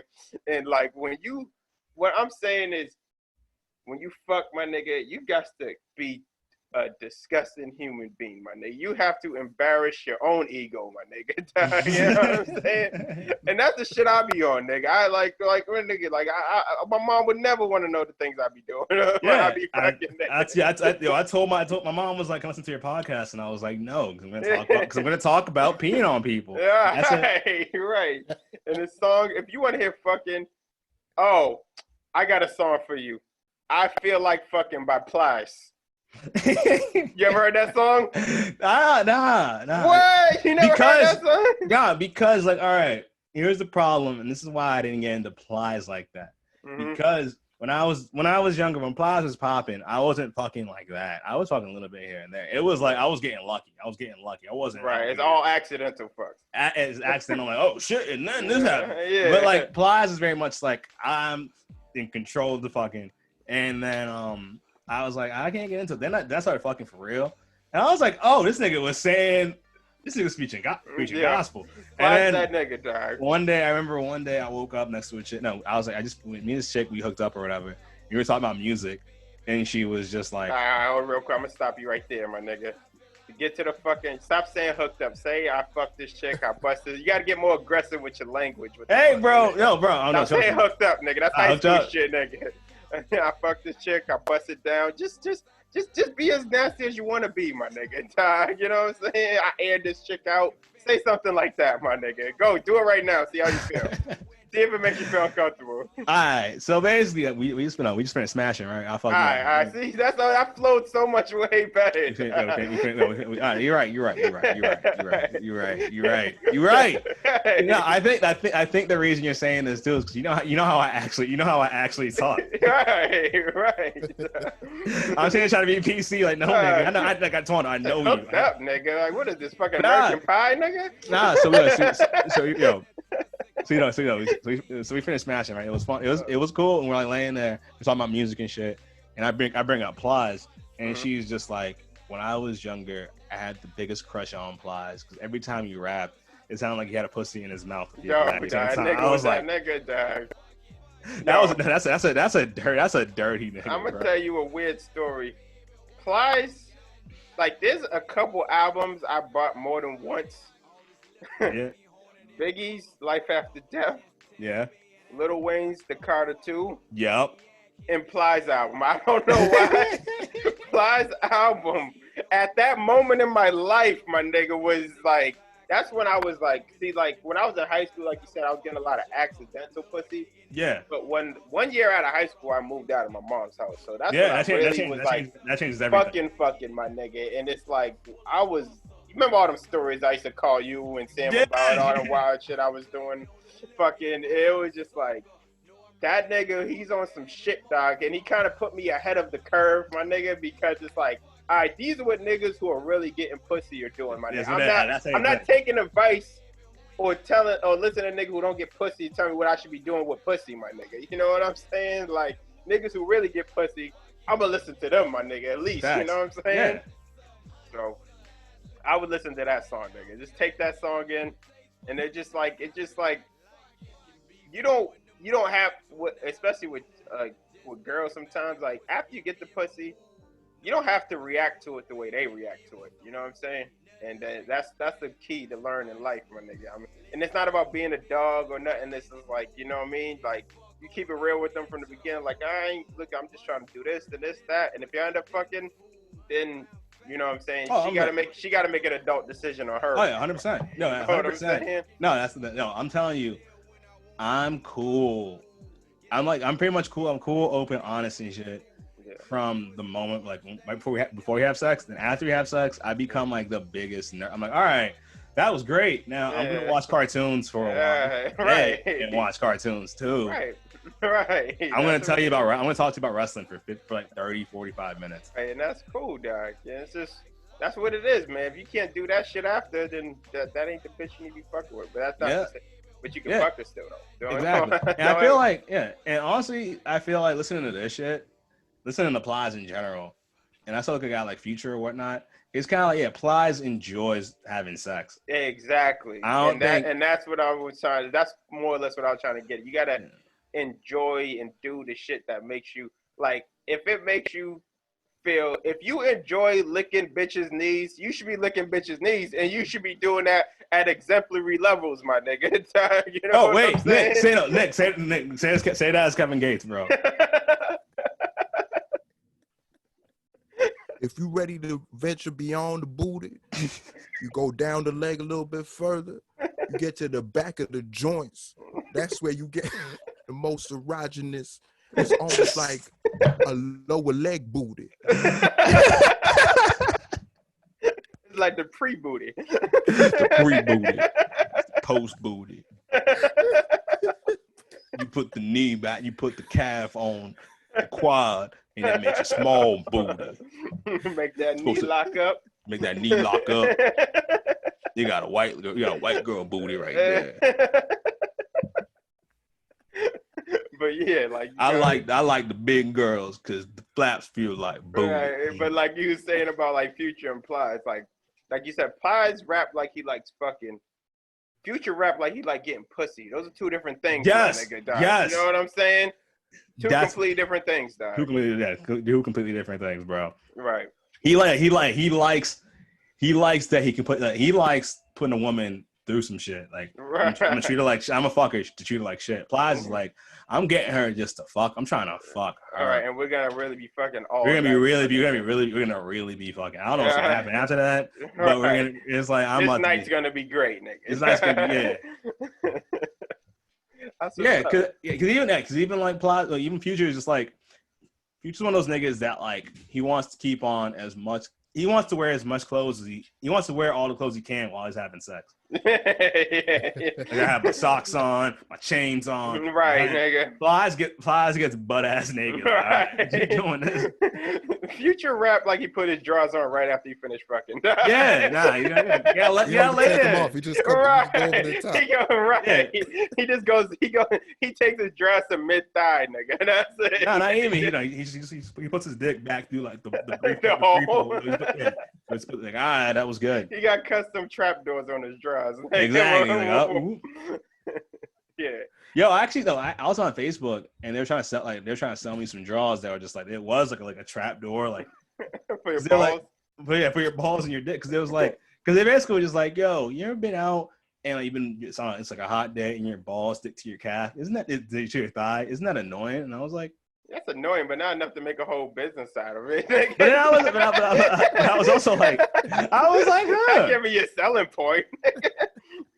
But in my mind, I was like, this. I was like, yeah, this is a problem. This sounds like a big dick problem. So I feel like it's a problem. Yeah, it is a problem. It's a burden. If I could live free like that. The other day it was so hot, dog, and the only thing I was thinking about was getting home to take my pants off, my nigga. Like just sprawling my legs open, like, yeah. Oh man, what a relief, nigga. Mm-hmm.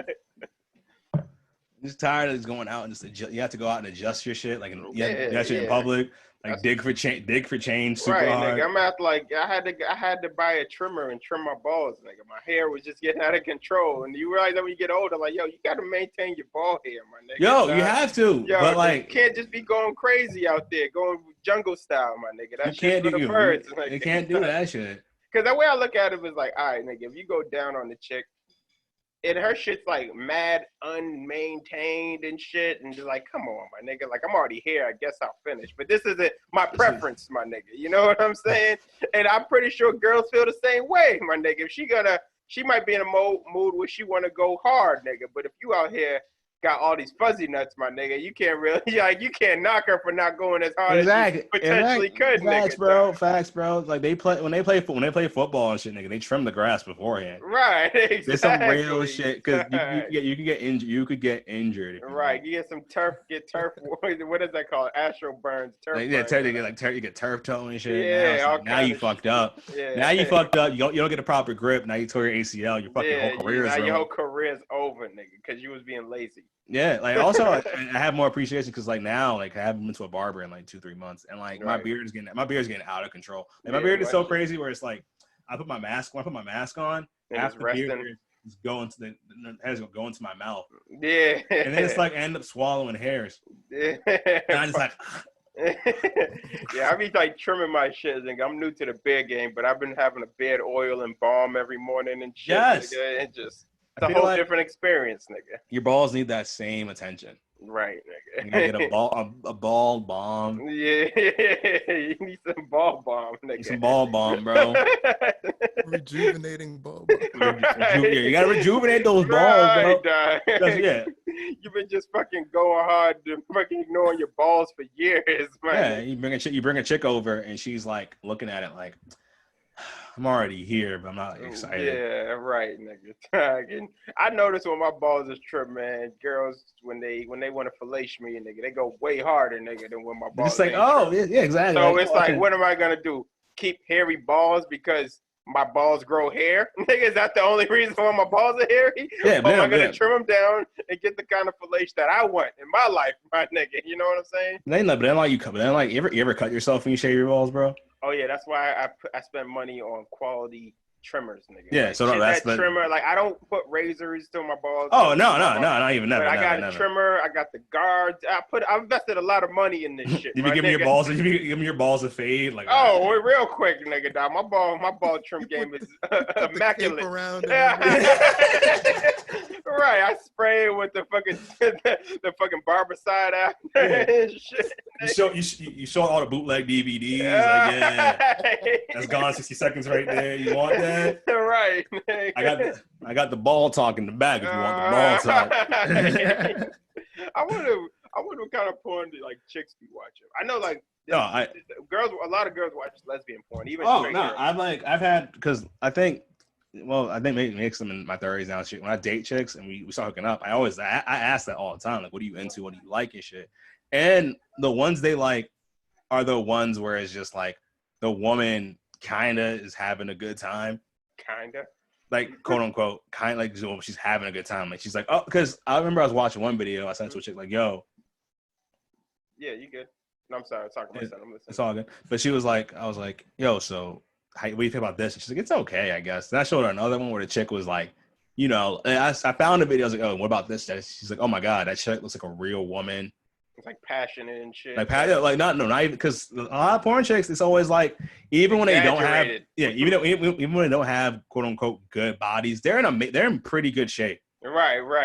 Like their stomachs be mad flat. Right. It's like chicks don't look like women don't look like that. Right, not the average woman. The average woman is, but it's like you find a chick that looks like an average woman, or like like if you saw her in person, that bitch is bad as shit. Right. You send that to a chick, they're always like, oh wow, like I didn't know it could be like that. Right. And some chicks like some chicks I've heard like some crazy shit. Like I heard chicks like some chicks. You ever watch like an Asian porno or whatever? Those are the worst. And it looks like the chick's getting like raped. Yeah. Well, a lot of women and some in Eastern cultures and shit like that, and some women here, there's such a stigma against like liking sex as a woman. You can't enjoy sex. What? No, you can't. You can't like be horny because there's a lot of slut shaming involved and shit like that. So you watch those videos and those videos. Of course, that fucking ideology comes to a place that's notoriously known for having small penises. Yeah, but it's not. It's more than that. It's because that it's like they over there can be like, all right, instead of being like I initiated this shit, it looks like the other person initiated this. So now I don't have to feel guilty for having sex. Right. And I think it's like, and that's because like even like the Eastern world and the Western world here, like you think about all this shit. Like you watch movies and shit, and any romance movie made for men, it's always like the nigga meets the chick and he likes her, then he fucks up, then he goes and fucks three other bitches, whatever, right? Then comes back to the main chick and it's fine. Right. The opposite would baby boy. Yeah, exactly. If baby boy was baby girl and she out here and it was her Yvette going out fucking mad niggas, right? Niggas. You'd be like, yo, Jody, what the fuck is wrong with you? What's good with you? It's good with you, bro. You took this chick back. She fucked mad niggas. Yeah, that would never make it. That would never make it. That's that misogyny shit. So like, so a lot of women are just like they don't feel comfortable because even online a nigga can say shit like I'm horny as fuck.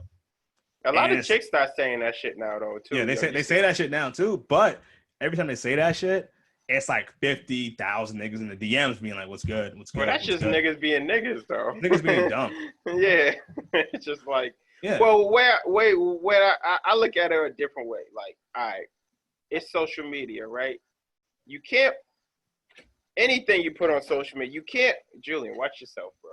You can't put anything on social media and then mad that people are social media and your social media die. You know what I'm saying? Like you put on social media and this is what happens on social media. People comment, people do whatever. You can't put something out for the world to see and tell the world not to react to it. Now, if it's not the reaction you wanted, you can't get mad at that. You know what I'm saying? Like, yeah, I get that.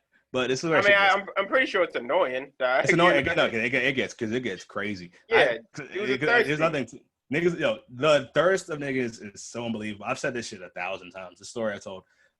There was a dude that got arrested for stalking, right?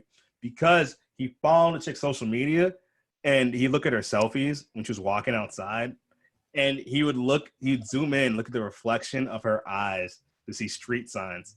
Oh, he's like a creep. And he found where she lived. That's a creep. But I'm pretty sure there's women doing that shit too on guys. Yeah, but when women do shit like that to guys, like if a chick popped up on you right now, is like, I've been following you for all this time, I want it. You'd be like, all right, worst comes to worst, I could like fight her. I'm a man. I have a man. It's like Lil Wayne when he said that chick showed up to his crib. Remember? Yeah, he's like, after I fucked the bitch. Remember? Yeah, I remember that. Yeah. Chris Brown had the same shit happen to him. Like it does happen. But like when chicks show up to see guys like that, they're not like, there's no real threat of. It's like, all right, she wants to fuck. maybe I can do it. But if a dude like we watched Players Club. You seen Players Club, right? Yeah. When the dude followed her home. When a nigga followed her, and that was the smallest, squirreliest nigga. Right. And she was scared. And she was still threatened. She was still threatened because the nigga almost broke the door trying to get her. Man strength is horny man strength. Yeah, horny man strength is the scary. I'm because you don't realize that to the first time you lift the chick up. Like, damn, I'm horny. Like, it's like, damn, the strength of I get right, nigga. The horny man strength is up there with mom with son trapped under car. Right. It's like that same part of the brain. Same part of the brain. Just kicking. I gotta do this. The life or death situation. Life or death. The horny man adrenaline is just like, it's just like like I will do whatever I have to do to make this happen. And you don't want to fight. You don't. I'm telling you, like I'll tell you this story about how like at my apartment, right? I have 3 roommates. And usually at night, we go in and out the house and shit. And someone smoke a cigarette outside. I might go to a show or whatever. Mm-hmm. So sometimes we're like, all right, if this nigga's home and we're all up, the door stays unlocked a little bit, right? Mm-hmm. So that's my room. So I'm sitting in my room one night, right? It's like 11:30 at night, and I'm chilling watching battle rap on my phone. I'm like smoking a blunt, watching battle rap and shit. And as I'm doing that, I hear the door open and close. I'm like, all right, that's one of my roommates. One of my roommates, right. Then my bedroom door opens. And a nigga I've never seen walks in. What? And I look at him. But luckily for me, because I was like, what the fuck? But it's like, it was scary, but lucky for me, I was like, wife beater, covered in tats, do-rag on, smoking a blunt, watching battle rap. That's the scariest I could possibly look. You look like every Cali nigga on a Wednesday. Exactly. But it's like there's a gun in this room somewhere. That shit looked crazy. I look like super hood nigga. Right. And but I was also confused. And a confused hood nigga is the scariest nigga. So who was it? I don't know. So the nigga looks at me. I look back at him. There's a pause. Then he's like, "Is this the second floor?" And I was like, "Nah, it's the third." And he's like, "I'm so sorry. I'm so sorry. I'm so sorry." And I see him like almost run out the house. As he's leaving the house, I'm like getting up to fall. I'm like, what the fuck? Like I'm getting up, my fist is balling up and shit. Get the fuck out. You should have flipped out. He walked out, he ran. And then flash forward a few weeks, I talked to my roommate and I'm like, yeah, yo, tell me why this thing happened. Right. And the dude, my roommate was just like, oh, bro, what happened? Like, all right, look.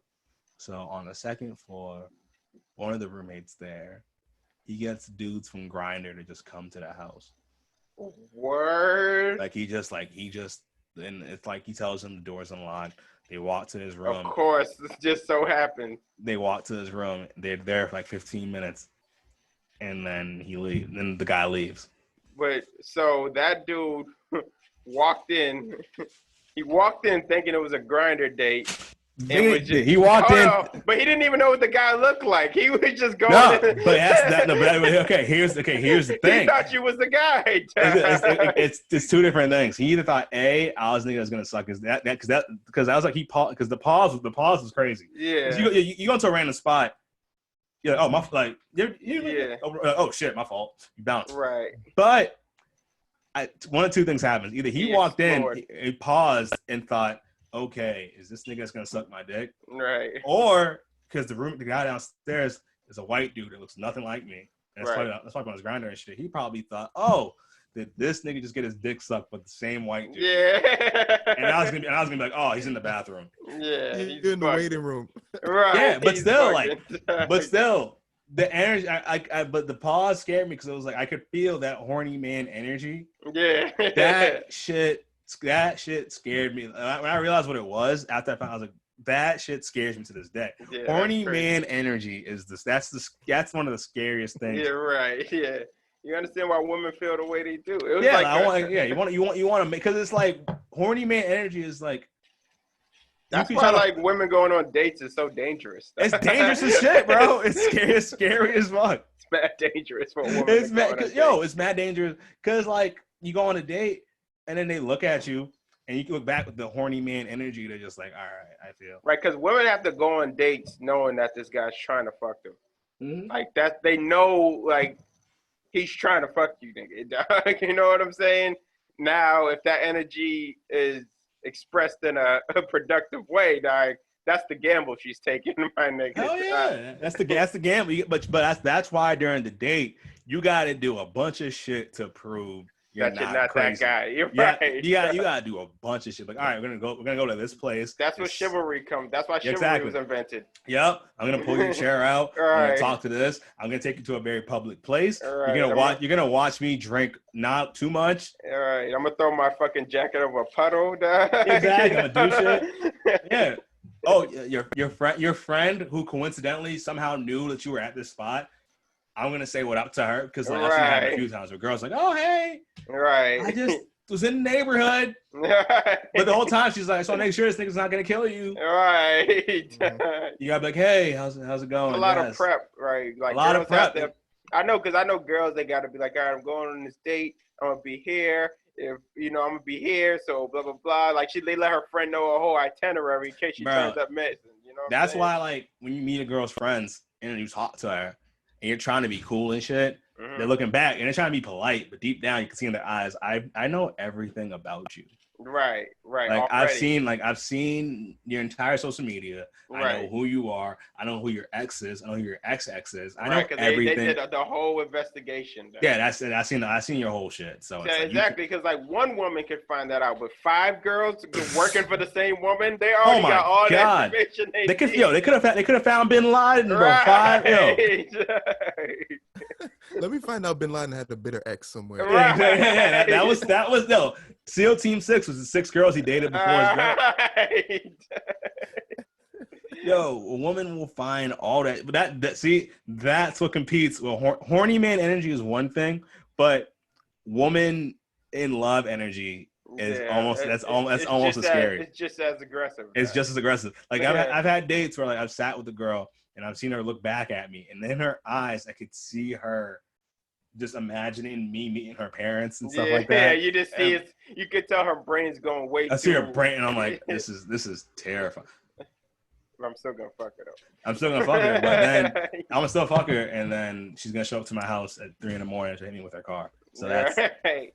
You know, man, I've had a couple car scratches. You know me, man. You know, you know how it goes. Yeah, and I remember I had that one that scared the shit out of me. Yeah, I forgot about that. Yeah, you had a ratchet experience, my nigga. Bro, I had that, but that experience taught me so much. And that's because it taught me so much. And did you see the girl I dated after that? The Spanish one, right? Nah, the chick that was like 6'3", 6'4", the tall chick. Oh yeah, I did see that. I did see her. Yeah. Also kind of not as ratchet, but still she had like the name in cursive tattooed right there. Yeah. You know, she went to a tattoo party in her day. You know what I'm saying? Yeah. So, but still, I was like, I learned my level. I learned my level of ratchet. See, a little dash of hood or ratchet is not bad, but it's a little dash. Yeah. It's like a Libra. Like it's a balance, my nigga. You know what I'm saying? She doesn't live in the project. She lives across from the project. Right. Right. She just buys her weed in the project. That's not bad. Exactly. It's I feel safer. I'm not going to the projects to meet a chick. Right, Doc. You ever been fucking with a chick and then she just bring you around a bunch of hood niggas that you don't know? Yo, I remember one time I think I met this chick after a show. This was mad years ago. And she lived mad far. So I'm already 45 minutes away from anybody I can call right now. You know what I'm saying? Yeah. And we was just chilling, like we chilling on the beach, just chilling, you know, blah, blah, blah. And then she's like, oh yeah, let me out, go here. I gotta go somewhere. I was like, all right, cool. I'm just like around mad hood niggas. But you know when you're around hood ass niggas, you can't show no weakness, dog. Or they're gonna prey on you, niggas, dog. Yeah. I was just like, damn, like I gotta walk in the house and like, you know, step over niggas and all. I'm like, oh God, nigga, dog. Like, I'm just like, this will go bad. And it's like, that's the thing about being around some hood niggas. Like, it don't even have to be a problem for something bad to happen, man. Nope. You could walk in there and some nigga that who was trying to fuck her is mad that I'm in there trying to fuck her, nigga. You know what I mean? Who the fuck are you? And I was like, oh, man. He can't say my feelings are hurt because I like the same girl. Right. He has to fight you. He has to fight you because it's like he's been in that environment for so long. He can't just be like, damn, like, so yo, what up? damn, you're with her. I liked her as well, but she didn't like me. So now my feelings are hurt. I don't know what to do because I saw a future with that. But as a man, I know that my pride is hurt. I am not actually hurt. All right, That's not what I was gonna say. Show her that I should be the one she's fucking. Yeah, exactly. I'm gonna show her by beating you up. But that probably works. That probably works. Some girls it works for. Some girls are like, yeah, I kept bringing guys around. He beat all of them up. So I had to fuck him eventually. So I had to fuck him eventually, and then after it was over, he explained to me how much he liked me and how he cared about me. And I was like, that from the beginning. Meanwhile, there's like eight niggas got beat the fuck up. Right. But yo, that's the show, man. Thanks for doing it, man. I really appreciate you. Thank you for having me, bro. Of course, bro. Where can niggas find you online, baby? You know, hard_Cordova. My last name Cordova. That's on everything. You know what I mean? Social media, Twitter, all that same shit. For Instagram, Facebook, Jason Cordova. I got a fan page, Jason Cordova Comedy. And, you know, that's just where I be at, you know. Due to my comedy, I do my podcast, Poker Table Talk Podcast. Tune into that shit. Well, with this quarantine, I've just been fishing a lot. I know y'all been seeing my posts. Yeah, I've been seeing that. I've just been fishing like crazy, you know what I'm saying? So a lot of podcasts lately been about quarantine and fishing. I'm not lying. You know what I'm saying? So it's what it is, you know what I mean? Word. Also, can we get one PSA from Kevin Gates? Just in general? Yeah, about the show, about whatever. Just something that... Y'all know the sensation when you eating booty?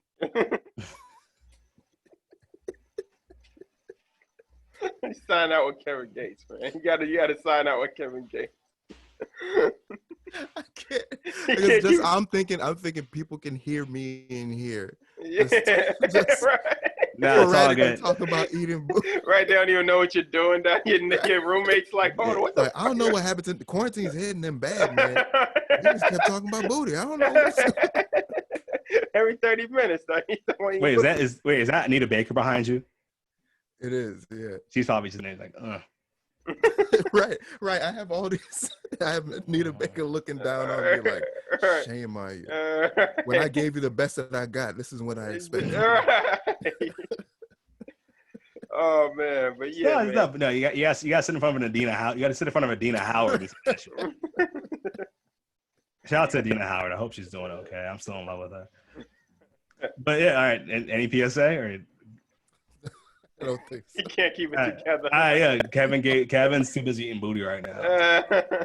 But yo, thank you so much for the show. Everybody thanks for listening. It's a great time. Stay safe. All that shit. I really appreciate y'all. And we're done. All right. All right, bro. All right. Let me just pause this shit.